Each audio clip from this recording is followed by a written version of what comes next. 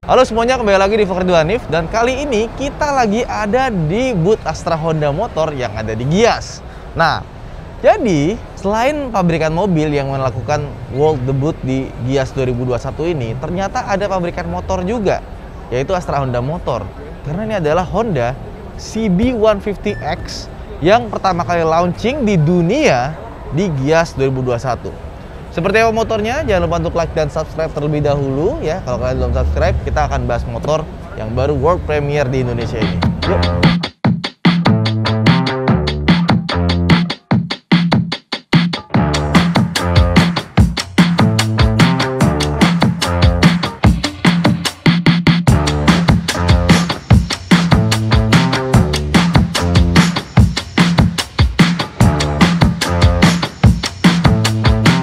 Jadi akhirnya di kelas 150cc ada motor sport adventure touring. Ya, kalau kalian udah ngikutin vlog gue lama, gue suka banget sama motor-motor yang berjenis seperti ini ya, yang buat touring, tinggi, bawahnya tuh gagah gitu ya.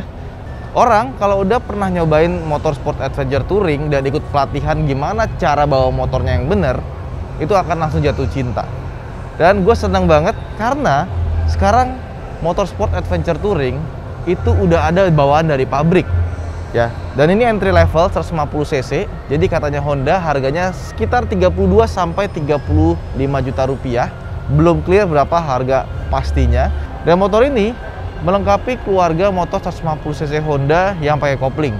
Jadi sekarang selain CBR 150R, ada CB150 Streetfire, sekarang juga ada CB150X. Iya. Biasanya ya, orang-orang yang punya motor kopling 150cc itu banyak yang dimodif kayak gini. Dibikin ala-ala sport adventure touring, stangnya ditinggiin lah, terus depannya dibikin lebih gede, biar kesannya dan di bawahnya itu jadi lebih enak buat dipakai touring. Dan alhamdulillah sekarang udah ada bawaan dari pabriknya.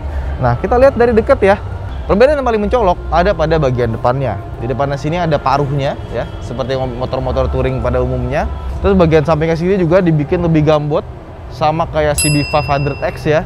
Dan stangnya, ini yang paling penting, motor sport adventure touring itu pasti stangnya dibikin lebih tinggi dan agak sedikit mundur. Makanya lihat risernya ini ya, dia tuh risernya nggak lurus sama si fork depannya, agak dimundurin sedikit gitu. Dan ini juga stangnya pakai taper handlebar, jadi pas kita duduk gitu ya, stangnya lebih tinggi, kita nggak bungkuk, nggak pegal kalau buat touring.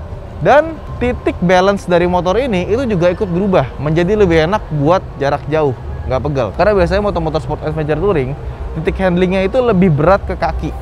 Maka di sini dibikin sesuai sama kayak kita nih pas duduk ya. Jadi kalau misalkan kita pakai motor-motor kayak gini, itu handlingnya itu lebih titik beratnya ke kaki buat belok pakai gini. Tangannya itu cuma nyimbangin aja. Makanya stangnya juga dibikin lebar biar gampang nyimbanginnya, sama agak sedikit mundur. Udah tuh, itu enak banget deh. Kalau kalian udah pernah naik dan ngerti cara bawanya, pasti kalian langsung jatuh cinta. Karena bawa motor kayak gini tuh enak bener. Terus kita ke bagian bawah dulu nih. Nah, dari bawah dia menggunakan pelek ukuran 17 inci dengan ukuran ban 180. Terus disc brake-nya dia modelnya wavy seperti ini. Nah, ini nih yang paling penting. Dia pakai inverted shock suspension atau yang dibilang dengan upside down ya. Ini juga ukurannya besar, 37 mm, bawaannya Showa. Nah, dia punya travel suspension itu juga gede. Jadi dia travel suspensionnya 150 mm. Jadi dia bisa mainnya banyak. Kenapa travel suspensionnya lebih banyak? Karena biar lebih nyaman ketika dipakai touring. Nah, termasuk juga ke bagian belakangnya. Dia kan ground clearance-nya juga lebih tinggi. Nah, biasa kalau touring itu motor pasti di bawahnya dikasih undercoil seperti ini. Dan ini warna undercoil-nya bagus banget sih. Jadi sayang kalau dipakai touring. Ya, ini warnanya bagus banget sih. Itu kayak silvernya itu menyala gitu.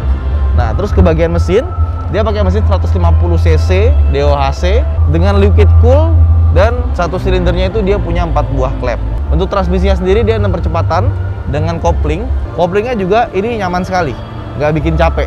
Terus di bagian sini, ini sepertinya bisa dibuka ya, karena di sini ada bautnya. Terus untuk suspensi belakangnya, dia pakai monoshock dan dia nggak langsung nempel ke armnya. Dia dikasih link lagi di bawah sini, biar lebih nyaman. Oke. Ya, kelihatan nih ground clearance-nya lebih tinggi.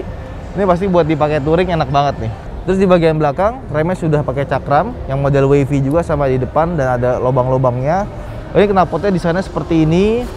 Terus Bagian belakangnya juga lampunya sudah LED dengan lampu sein depan belakang yang LED juga. Biasa kalau Honda itu motornya lampu-lampunya itu semua dibikin full LED.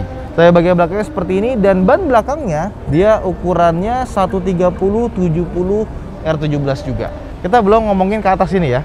Nah, ini dia speedometernya. Dan gue baru sadar ternyata speedometernya ini dia punya, lihat deh.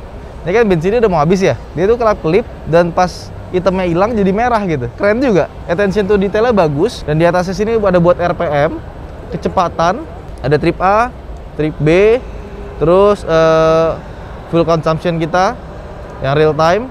Dan ini ada average-nya A sama average B. Ini pasti 4,1 km per liter karena nggak dijalanin, cuma 1 km doang. Motornya dinyalain tapi nggak dijalanin nih pasti nih. Namanya juga motor buat display ya. Terus gear indikatornya ada di sebelah sini dan ini sangat jelas terlihat ya. Terus di depannya itu juga dikasih windshield yang lebih tinggi. Ini windshield nggak cuma sekedar bikin terlihat keren doang, tapi juga ada fungsinya. Karena kalau kita buat jarak jauh, kita kecepatannya di atas 60, itu kan berasa banget ya anginnya kena ke badan ya. Nah, kalau ada windshield ini, dia anginnya dipecah. Jadi, angin yang kena ke badan kita itu lebih sedikit. Dan kenapa harus pakai? Karena kalau kita touring, dengan posisi duduk seperti ini kan harus dibikin rileks, badan kita tegak, nggak nunduk. Nah, karena dia tegak, jadi yang kena ke dada itu semakin banyak anginnya. Nah, makanya harus dikasih windshield, jangan sampai enggak. Nah, terus di bagian bawahnya sini ya, ini gue suka attention to detailnya, karena dikasih tulisan CB150X ya. Dan lihat dong, potongan-potongan garisnya, build quality-nya. Kalau Honda itu nggak pernah mengecewakan. Dan sadar nggak sih, ini speedometer juga dibikin lebih tinggi, dibikin naik ke atas, dikasih kayak racer juga gitu. Terus ini stangnya yang gue bilang tadi, taper handlebar. Di sini ada koplingnya, ada pass beam di sini. Ini buat high beam, low beam, ada klakson. Oh, nyala. Sama ini ada lampu seinnya.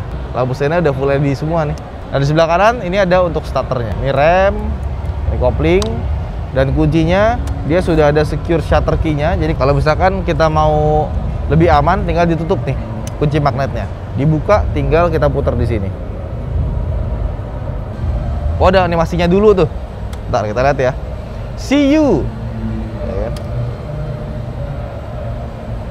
Oke. See you. Oke. Terus tangki bahan bakarnya dia 12 liter. Dan seperti biasa, 12 liter di Honda tuh sangat banyak sekali karena mesinnya sangat-sangat irit. Kita buka di sini. Nah ini juga tutup. Bensinnya juga dia modelnya yang pakai rata ya, nggak model yang jenong. Dan gue udah kebayang ya, ini pasti kalau yang beli motor ini dia akan tambahin box di kanan kiri sama di belakangnya di bagian atas. Karena emang kalau motor sport adventure touring udah dikasih box kanan kiri sama belakang, itu kesana jadi kayak keren banget gitu loh. Kayak ini pasti orangnya tuh jiwanya adventure banget, jiwanya petualang ya. Dan motor adventure sekarang harganya sudah sangat terjangkau. Kalian nggak perlu modif-modif lagi, udah bawaan pabrikan kayak gini, so pasti udah jauh lebih aman.